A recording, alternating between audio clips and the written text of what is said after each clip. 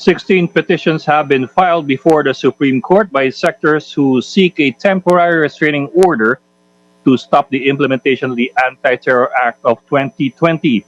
The petitioners decry what they call the infringement by the law on free speech, saying safeguards are already inadequate for the most vulnerable, such as the poor, indigenous peoples, activists, and the youth. Will government heed this opposition to the anti-terror law? We discuss in this episode of the Chiefs.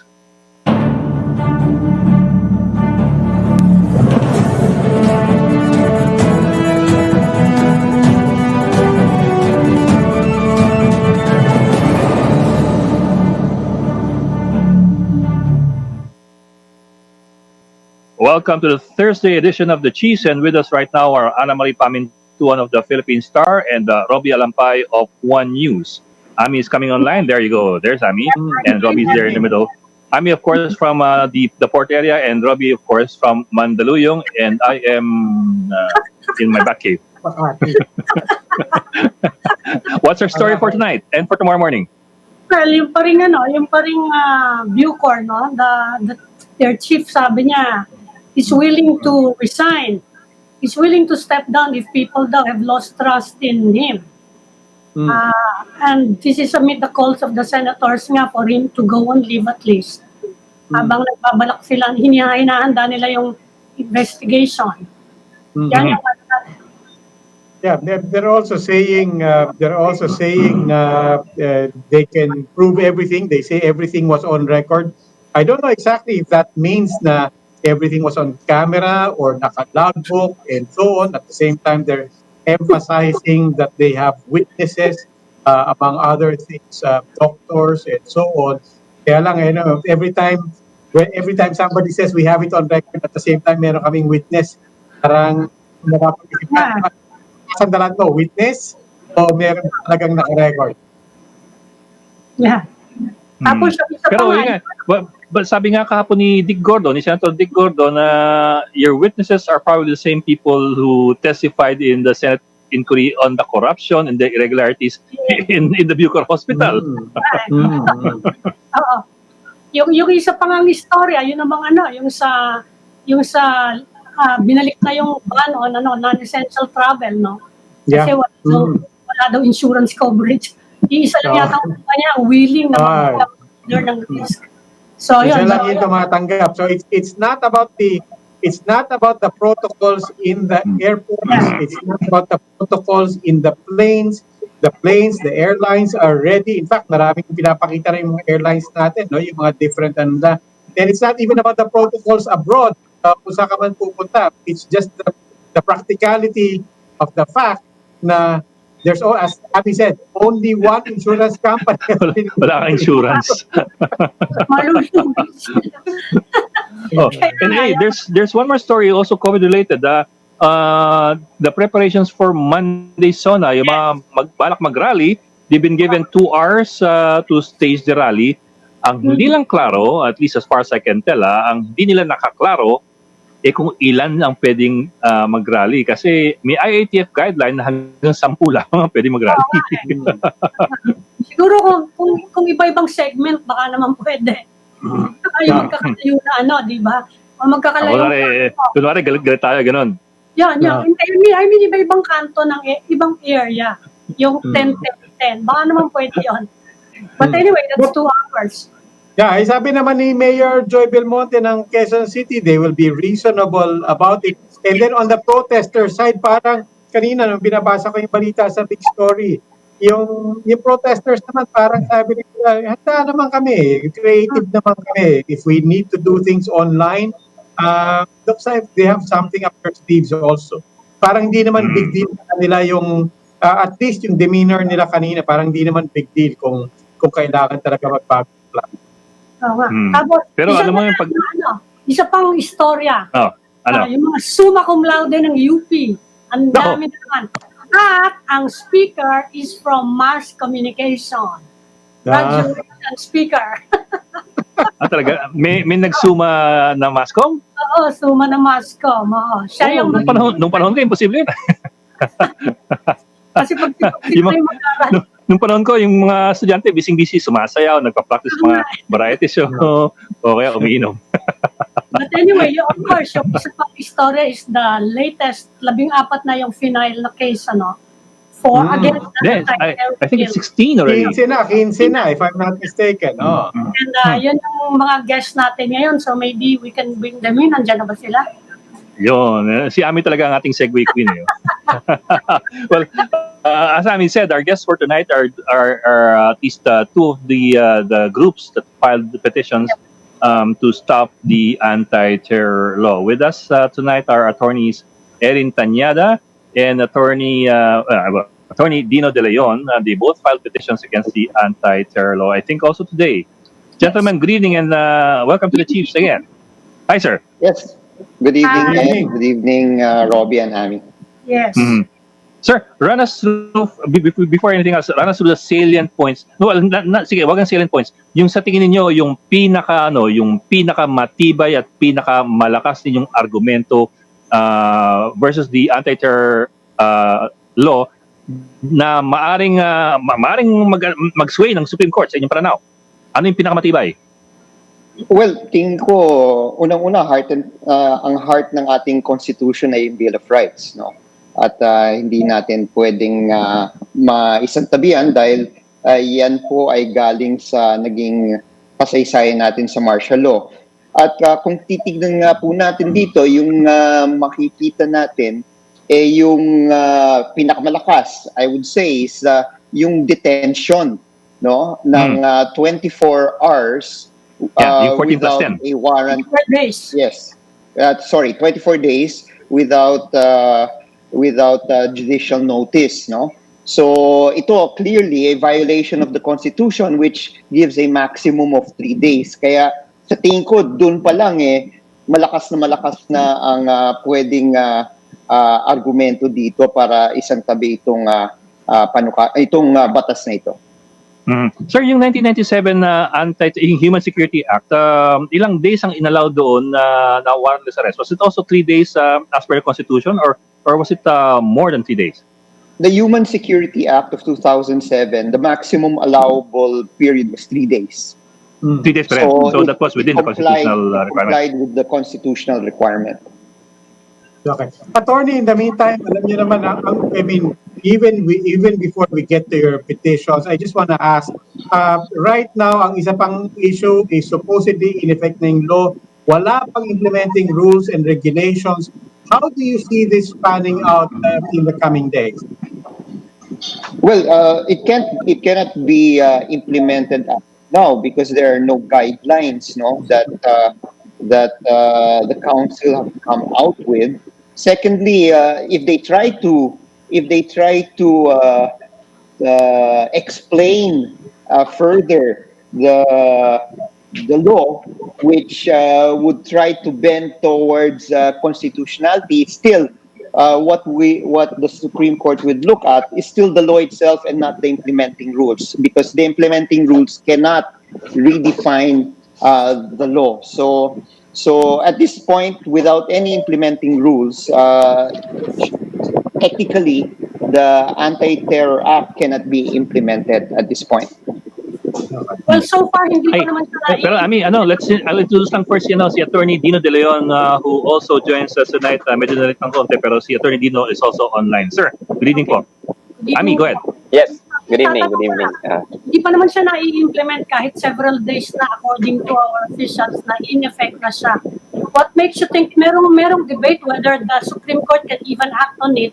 Gayong wala pa namang actionable daw na case. Anong argument ninyo dito for the Supreme Court to accept the petitions? Although na-consolidate na nila, no? Ano sa tingin niyo ang argument niyo na dapat magkaroon ng ruling sa mga petition niyo? Well, if I may answer that, no. Yes, if you're contesting the constitutionality of a law, the mere enactment of that particular law, especially if it concerns the Bill of Rights, is already an actual controversy. And then pag ito ay void, if it's very void on its face, then it can be challenged. That's what we call a facial challenge according to Yes. constitutional law. No? So we don't need an actual arrest based on it, although we hope that we will not face any exercise of the rights of the ATC at this point in time, as early as now. And hopefully the Supreme Court will issue the TRO and the writ of preliminary injunction soon. Sir, follow ko lang yung kay Ami. What makes this different from the previous challenge versus the Yes. anti-terror law na ang sinabi ng Supreme Court hindi pa siya actionable? What makes this different in that particular case? Malaki yung difference, no, in this particular case which was discussed in our petition. Ito kasi, doon kasi, sabi ng Supreme Court sa Human Security Act is kailangan it's as applied. Kasi hindi malabo yung definition ng terrorism. In fact, clear kung ano exactly yung mga acts na sakop nito. Kaya kailangan magawa mo muna yung acts na yon before your actions will be punishable under the HSA. Pero in the case of the anti-terror law of 2020, malabo yung definitions, number one. And number two, it's the Anti-Terror Council who can actually order your arrest, your detention for as much as 24 days. And that power belongs to the ATC, no? So ibig sabihin, kahit na wala ka pang ginagawa as part of their process, just because they designated you as a terrorist group, you can already go to jail. So yun yung mahirap hindi siya katulad na malayong-malayo siya sa Human Security Act. Just Attorney, go ahead, Attorney Erin. Yes, just to add to what Dino mentioned, what is different between the HSA, the Human Security Act, and the Anti-Terror Act of 2020 is that the Human Security Act was clear on what are the elements of terrorism. Dito, kailangan may predicate crime. Merong kang krimen na gawa bago ka ma-consider bilang isang terorista. Dito sa Anti-Terror Act of 2020, wala na yung element na yon.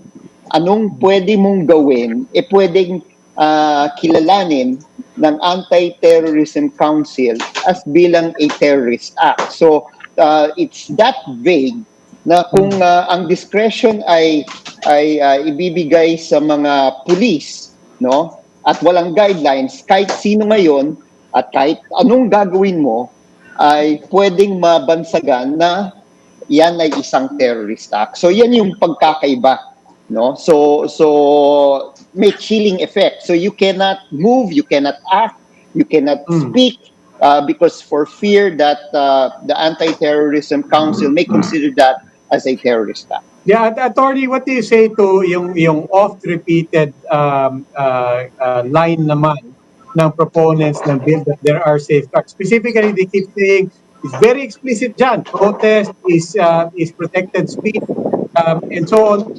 Going to that clause, what do you say to that? Meron ring sumunod na phrase doon, no, Robby, na sinasabi, pero kung itong mga gagawin ninyo ay sasakit ng ibang tao o may destruction of property, then pwede pa rin kayong mabansagan terorista. So even if you are exercising your right to protest, freedom of speech, freedom of expression, but there are certain acts that happen during the protest, no? Pwede kayong mabansagan na hindi naman, wala naman sa plano, nagkagulo ng konti, may infiltrator, pwede ka mabansagan na terorista doon dahil nga sa exception na nilagay rin sa dulo. Kumbaga, may exception sa exception. So balik ka dun sa una. Balik ka rin sa una. Well, ang sagot dyan nung... Ang problem namin doon, no, Yes, please go ahead. Attorney De Leon. Okay, ang problem namin doon sa exception na yan, sabi 'di ba sa law. The promise of the law is protest, dissents, and other similar conducts will not be punished, sabi yan sa anti-terror law. However, the power to actually determine whether it's a protest, it's a legitimate protest, it's actually a legitimate form of dissent, is actually with the ATC, the Anti-Terror Council. So anong mangyayari dyan? Paano kung dinesignate nila na yung speech mo is not actually protest, it's not actually dissent? So what's gonna happen? They will order your detention for 14 days and then they can even extend it for 10 more days. The question is, who will determine whether these are legitimate protests and dissents? Can a person, after being arrested, go to court? Sabi naman nung batas, hindi, legitimate pa, nag-iimbis na pa nga kami. In fact, may power to designate yung Anti-Terrorism Council. So that's the problem. Even though yung qualifications ng law na protest, dissents, and other similar conduct will not be punished, to us, given that execution of the law is worthless, empty, and meaningless at the end.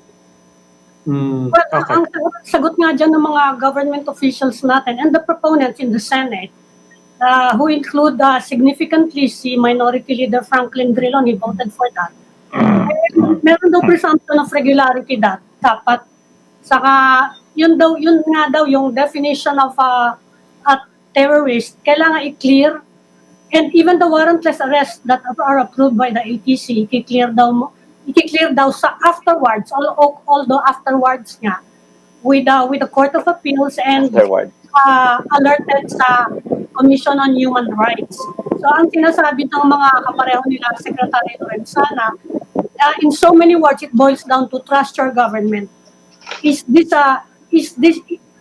you actually bring the debate to yun na nga, na it's a matter of lack of trust in this government? Attorney Tanyada, siguro.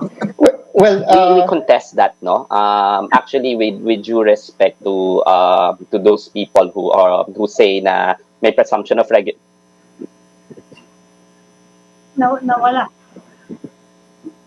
Maybe Attorney Tanyada siguro medyo nawala. Yes, of course, that would be always the argument. But the fear here is that the specter of the sword hanging over your head, that now you're not sure on whatever you say will get you arrested or get you detained by the authorities is what bothers the advocates, dahil maliwanag naman sa Anti-Terror Act na yung kapag magdesisyon ang Anti-Terrorism Council, ang gagawin lang naman nila is to just inform the court na meron silang hinuli. Hindi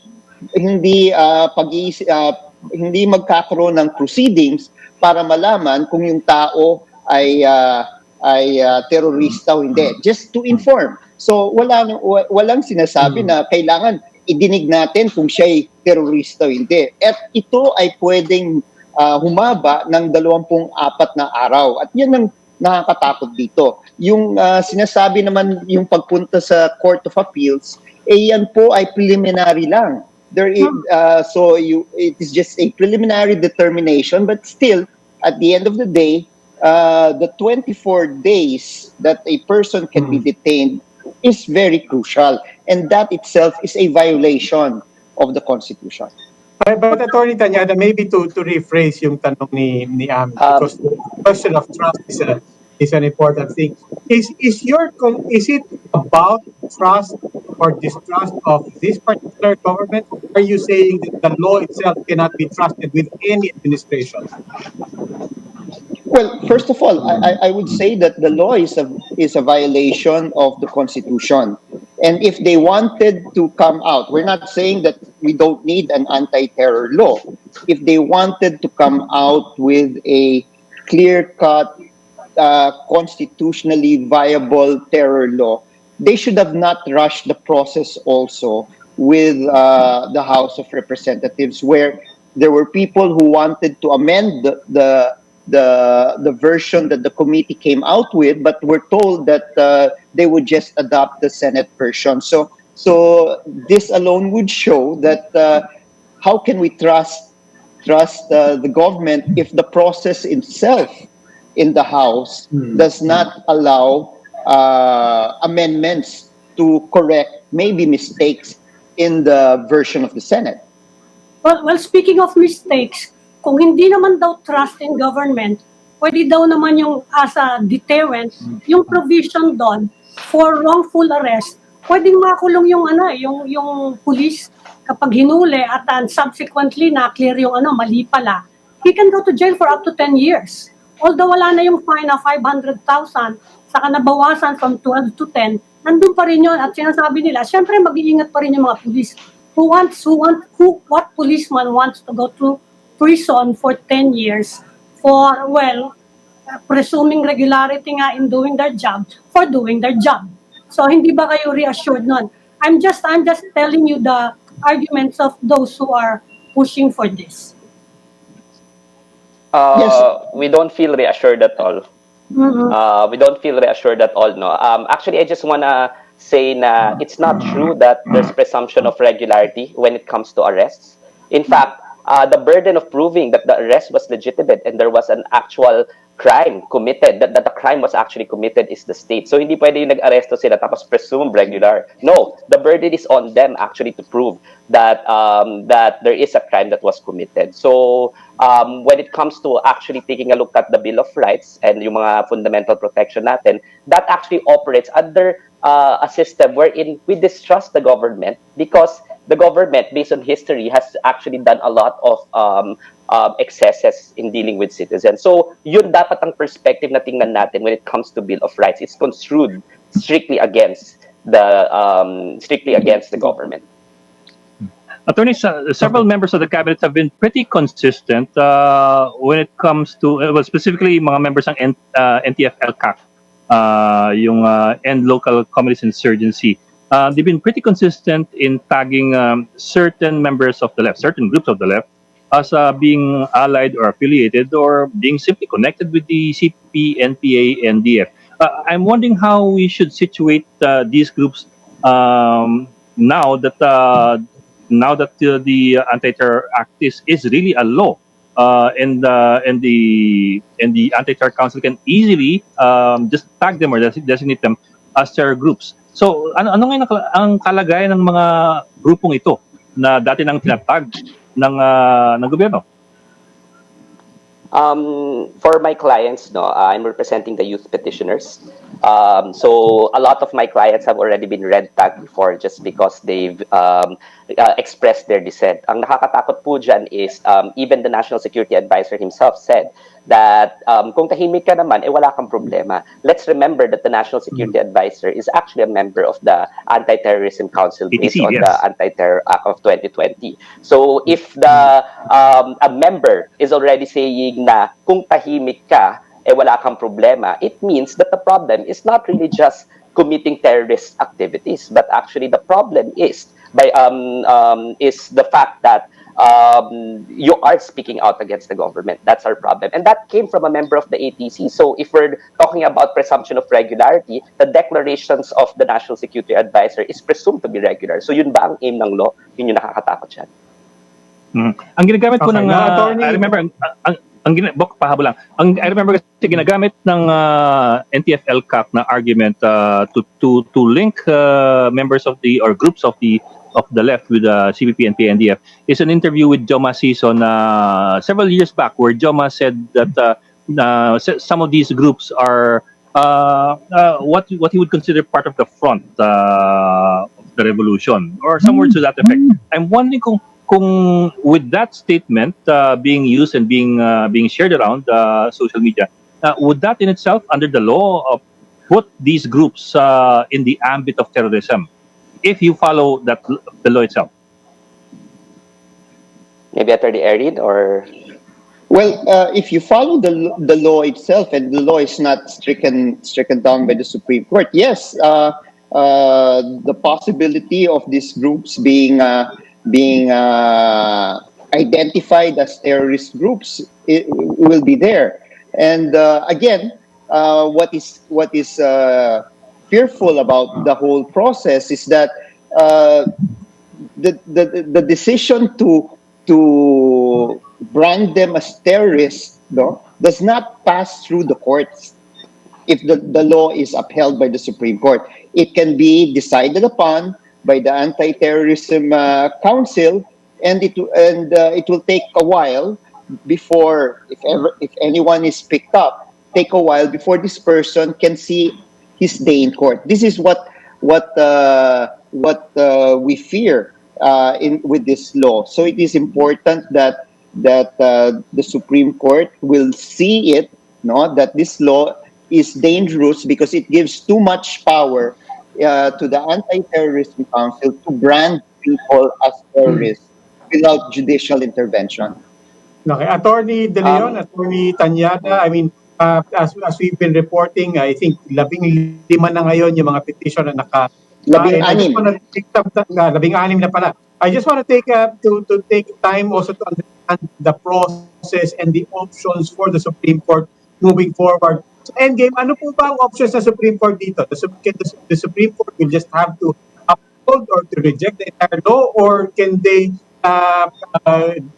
parse through the challenges and the particular provisions and basically take a surgical knife to particular points? And two options Supreme Court. Well, Robbie, the Supreme Court can declare the whole law as unconstitutional. That's one. Or they can remove particular parts of the law which they feel violates the Constitution. So they can act like a surgeon. Now, the problem here is that baka sa tingin namin, sa dami ng dapat tanggalin, whatever would be left would still make the law ineffective. Then you might as well just veto, declare the whole law unconstitutional and return it back to the legislature so they can figure out how to and draft a new law that would comply with the Constitution. I see. Okay. Attorneys Erin Tanyada and Dino De Leon. Sir, attorneys, thank you very much for joining us tonight. And Thank you ingat very po. much. Thank you. Thank you. Thank you. Good night. Okay, we will just pause for a break, but when we come back, we'll still go back to this story. We'll talk to another attorney who filed the petition on the anti-terror law. So please stay with us.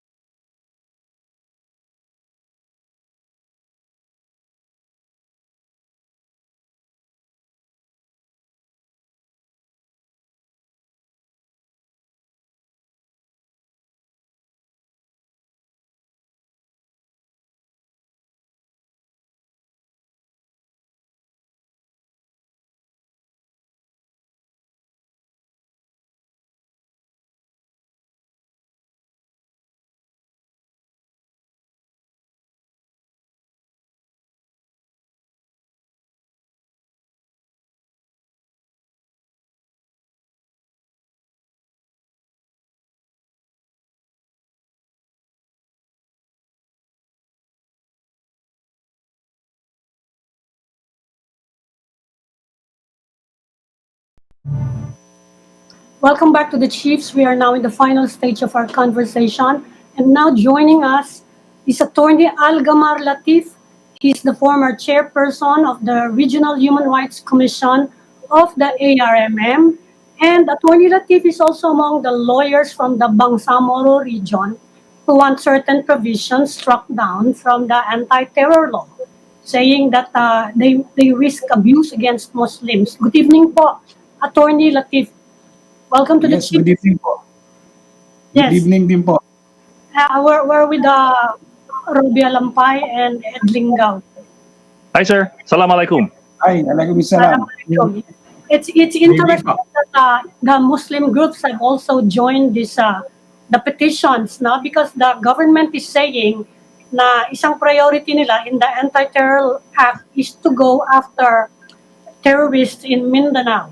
Ano po ba yung main argument nyo in your petition, particularly with regard to the Muslims? Ang argumento po namin ay nakatugon doon sa Section 29 na pwedeng manghuli yung police, law enforcer at military base sa suspicion. Sa amin po, walong provision po ng Constitution ang nababiolate nito at hindi po ito mapoprotektahan niya yung mga tao kasi base rin po sa mga nakakulong sa SICA, dito sa BGMP, sa Kabangong Diwa, dyan sa Bikutan, ay marami pong mga mistaken identity po na napalaya. At ang aming argument po ay yung pagkustodiyan ng tao po ay judiciary. Judicial po siya. The moment na hulihin ka ay judicial po, meron po sa Constitution natin na inviolable yung personal security and liberty. Pangalawa po, ang batas po natin, ang exclusive jurisdiction din po ng pag-issue ng warrant of arrest ay yung husgado. At base ito po sa probable cause. At hindi lang sa probable cause, kailangan may complaint, kailangan merong witnesses at kailangan tanungin sila ng husgado at kailangan masatisfy yung husgado na yung ebidensya na pinresent ay may probable cause. Dito po hindi. Ang probable cause ay nawala. Nakalagay lang po dito sa batas ay suspicion na pwede ka nang hulihin ng law enforcer. Sa amin po ay delikado po ito. Attorney, yes. Pundutin ko lang po yung sa suspicion. Kasi ang sabi naman ng government side, yung mga defenders niyan, it's counter-terrorism, so hindi pa daw nangyayari yung crime at gusto lang nilang i-prevent. Okay ba sa inyo yung ganong explanation? Kaya nga, on suspicion daw, gusto nilang pigilin bago mangyari. Hindi po yung gusto nilang masusunod. Ang masusunod po na ay yung saligang batas. Kahit po in times of war at saka in times of martial law, 3 days lang pwede mong i-detain yung tao kung walang kaso. Marami po tayong mga ibang karumadumal din na mga krimen katulad ng kudeta, IHL, crimes against humanity sa IHL law, pero walang ganitong 14 to 24 days. Ang 14 to 24 days na to ay isa itong bill of attainder kasi kukulong ka, wala kang kaso, tapos nakakulong ka. The moment yung tao ay ikulong, yan ay judicial yan. Kumbaga sa husgado, kaya kami tinatawag po tayong judicial custody. Hindi po administrative detention ang nasa saligang batas natin. Kaya kung titignan po natin yung Section 2, Article 3 ng Constitution, matindi yung pagkakagawa rito ng mga framers ng Constitution. Talagang pinoprotektahan. At nakalagay din po dito kung ano yung procedure ng pag-aresto at pag-detain ng tao. Ang pwede lang po mag-detain at mag-aresto ng tao ay kautusan ng husgado. At kailangan yung ebidensya ay nandoon, probable cause. At isang point din namin dito ay yung kumulong ay exempted sa Article 125. Ito yung arbitrary detention.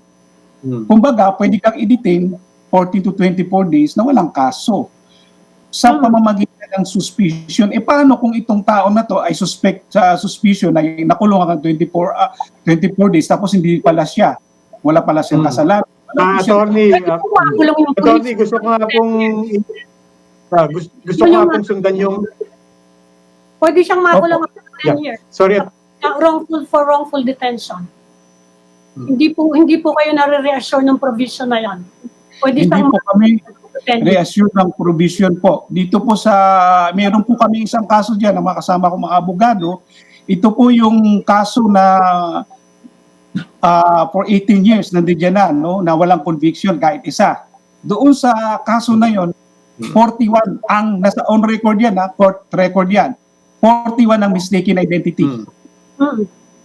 For Attorney, gusto ko lang Attorney, gusto ko lang sundan yung punto nyo kanina about maraming mga tao nakakulong na on mistaken identity. You've mentioned a lot of the provisions that the other petitioners have also mentioned in general, basically the same concerns. But I'm curious, lalong-lalo na po sa background nyo as a lawyer from the Bangsamoro region, and you also mentioned this in your petition, the dangers of prejudice and stereotyping. Can you speak to particularly the interest and the vulnerability of our Muslim communities when it comes to the realities of facing anti-terror laws in the Philippines? Very real po ito kasi nung January 31 ay nag-issue ng memorandum yung NCR po natin na i-profile yung mga high school at saka college na mga Muslim na nag-aral dito sa NCR. Tapos nilift yun pero matindi yung nangyaring doon na nangyaring protesta doon. So pangalawa po yung doon sa Malay-Balay yung nagkaroon ng branding tungkol doon sa mga terorista. Ito po yung kasi yung danger nito nakikita natin yung stereotyping at prejudice na nadanasan namin base po sa pagiging abogado ko for almost 20 years ang mga experience namin ay maraming mistaken identity. Katulad po nung Bikutan Siege si Commander Robot nandoon. 26 po yung namatay. Ang gusto po namin ay may hustisya na sila ay na-convict o na-acquit ng court. Yung po yung tunay na hustisya. Hindi po sila dapat pinapatay ng gano'n na sabi ng Human Rights Commission na nag-imbestiga ay merong extreme force na ginamit.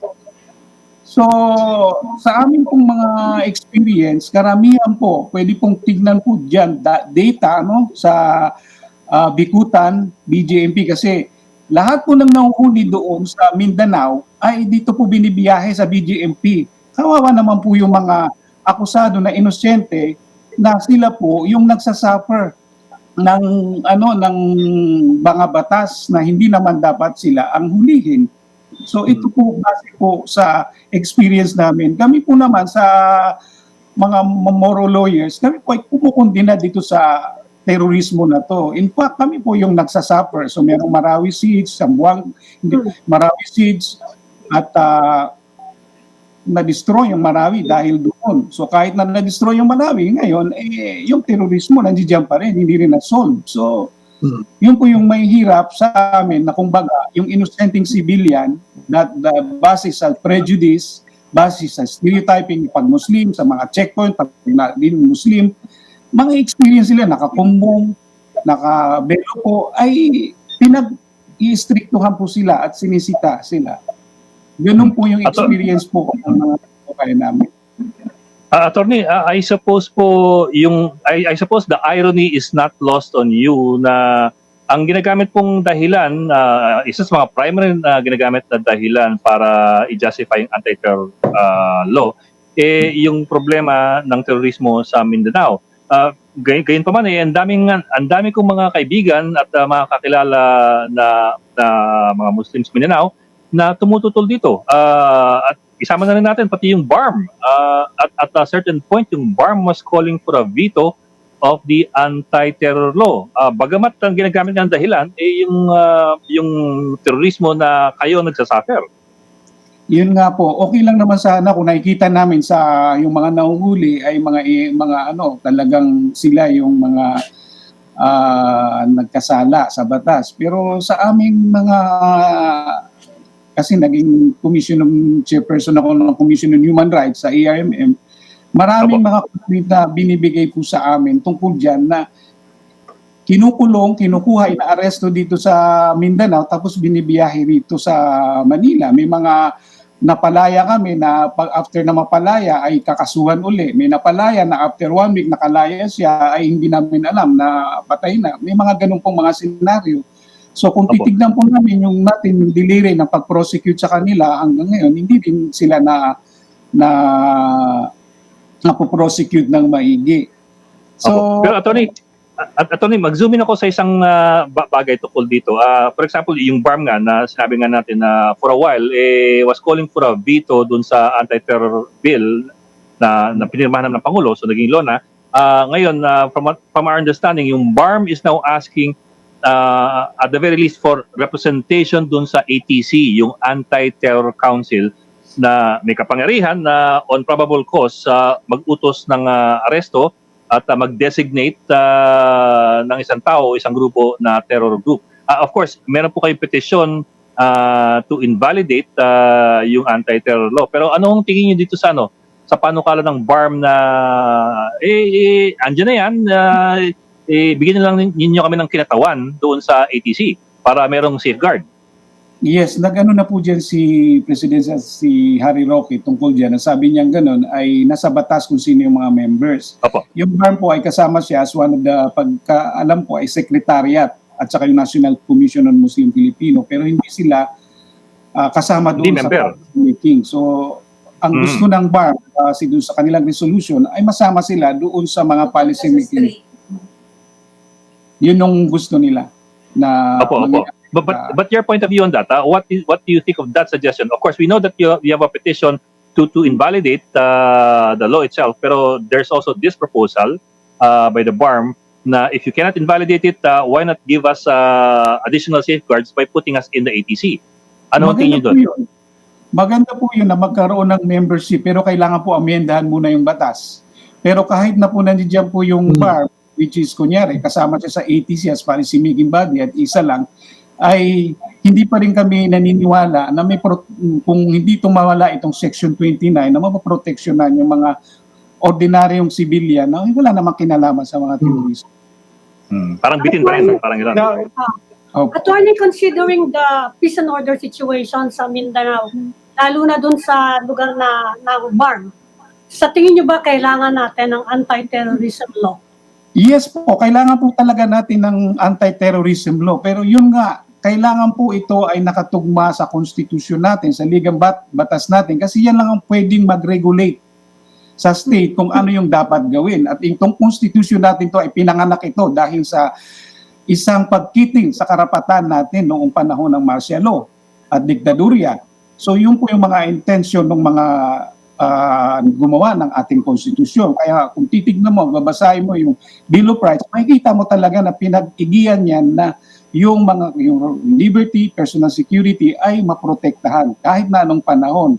At yung worst na panahon na makokontemplate natin na state of war in case of invasion o kaya martial law, 3 araw lang. At kung wala kang kaso ay dapat kang i-release. Ito up to 24 days. Hindi ka pwedeng i-release at administrative at hindi sa judicial detention. Yung binanggit niyo pong 3 days, narinig ko po yung explanation ng iba nating security officials dyan. Sabi nila, may na-arresto sila or may na-pick up sila na suspect na napilitan silang pakawalan within yung allowed period. Tapos later, naging involved pala dun sa Marawi. Yun ang sinasabi nila na kung meron na daw yung ganyang batas noon, baka daw na hindi natuloy yung Marawi siege. Do you agree with this kind of explanation? Yung isang incident at isolated incident na ganyan, hindi po dapat maging justification. Kung meron silang mahuli, kasuhan po nila.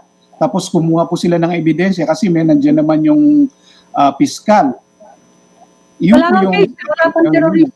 At hindi rin ako naniniwala na dahil lang doon sa isang kaso na yon ay nagkaroon ng Marawi siege. Yung Marawi siege po hindi limited po sa Mauti yan dahil composite yan ng iba't ibang mga terrorist organization group.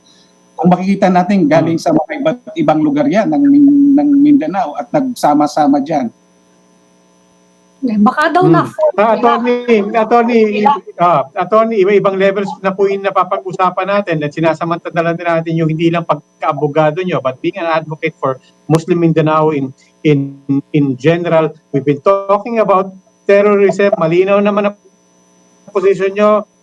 Kailangan natin ng anti-terrorism law. We're talking about the constitutionality of the Anti-Terrorism Act, and then we're talking about the peace and order situation and the stability of Mindanao in general. Ilabas po natin ng konti doon sa mangyayari sa Supreme Court. Magsosona po ang presidente sa Monday. What would you like to hear from the president with regards to Muslim Mindanao? Una po, nagpapasalamat po kami sa presidente dahil siya po talaga yung presidente na very sincere na ipasa itong Bangsamoro Organic Law. Wala po akong alam na presidente na kahit na nagkaroon pa ng Marawi Siege, dapat usually nung nagkaroon ng Mamasakano, wala na yung BOL, pero ito nagkaroon ng Marawi Siege ay napasa pa rin yung Bangsamoro Organic Law. Ang gusto ko pong marinig sa presidente ay sana itong context ng anti-terrorism, counter-terrorism po sa Mindanao ay may konteksto po. Kung makikita po nyo ang violence na nangyayari po dyan, saturated violence po na nangyayari dyan, matindi po yung violence. Everyday po meron pong nakakaroon ng displacement sa mga iba't ibang lugar. Ito pong violence na nangyayari between conflict between military and mga extremist group, ay sana naman po minsan pag-isipan kung ito ay yung civilian na maapektuhan, kasi yung civilian ay sila yung nagkakaroon ng mga grievance sa gobyerno na magsumama dito sa mga extremist group. Kailangan po natin ng approach na hindi lang military at physical, kasi ito pong violent extremism ay conscious nito, ideal ito. Hindi ito physical, kundi yung kaisipan ng mga kabataan na discontent. Katulad dyan sa nangyari sa Marawi City, nasira, na-destroy yung Marawi City, pero yung consciousness ng violent extremism ay mas lalo pang lumala. Kasi meron silang masasabi sa mga i-recruit nila, o tignan mo yung gobyerno, sinira niya yung society natin, yung Marawi City, sinira niya. So, iyan po yung pang-recruit nila. So, doon sa mga nagkaroon po ng mga dyan sa Marawi, yung mga post-traumatic dun sa mga kabataan, na kumbaga, may mga nagdo-drawing sila ng mga aeroplano at saka yung Marawi. At tinitignan nila ng hero nila ay yung mga nakaitim.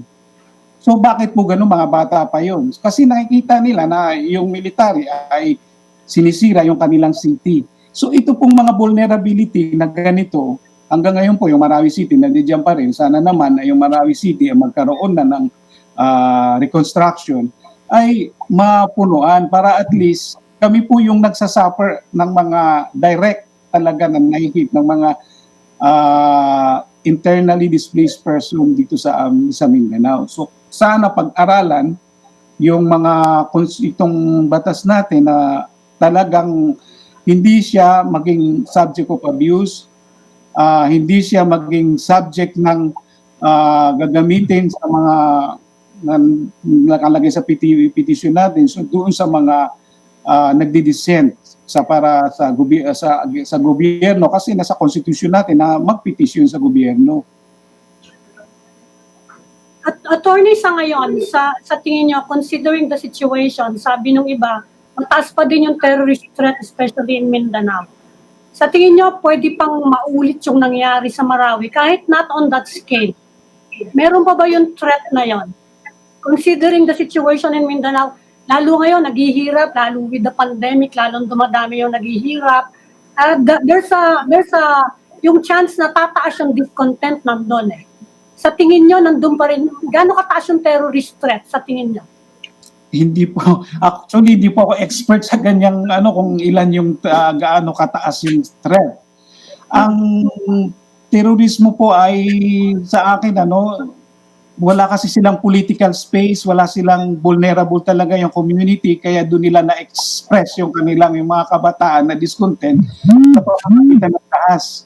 So, dapat bigyan natin sila ng espasyo para at least hindi sila mag-resort sa violent extremism. Kung makikita natin ang mga nagli-lead ng mga violent extremism, ito yung mga highly educated.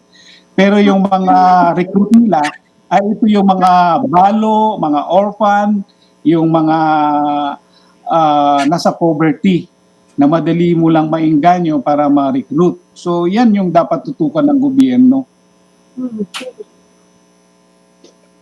Yung presence ng foreigner sa Mindanao, meron po ba kayong nare-receive na report na nadadagdagan, nababawasan, yung involved sa ganyang mga recruitment? Ideology. Hindi ko po alam yan. Abogado po ako, hindi ko masyado alam sa mga intelligence report tungkol dito. Walang humihingi ng Kasi yun ang nililito nila dyan eh. Sige, Okay. Again, si Attorney Latif, dating head ng Regional Human Rights Commission, di ba, sir? Yes, nagkasakay po tayo doon nung nagkaroon sa Mapasapano sa aeroplano, magkatabi yata tayo. Opo. Tanda ko po, mga 2015. Yes, nung pababa DB4. Yes, sir. Sir, Attorney Algamar Latif, maraming salamat po sa inyo at good luck po sa inyong ginagawa. Yes, you're welcome po. Salamat po sa inyo lahat. Thank you. Okay. Thank you, sir. That will be all for this special edition of the Chiefs. We hope what was discussed here will keep the conversation going. I'm Ed Lingao of One News. I'm Ami Pamintuan of the Philippine Star. I'm Robbie Alampay, and we are One News.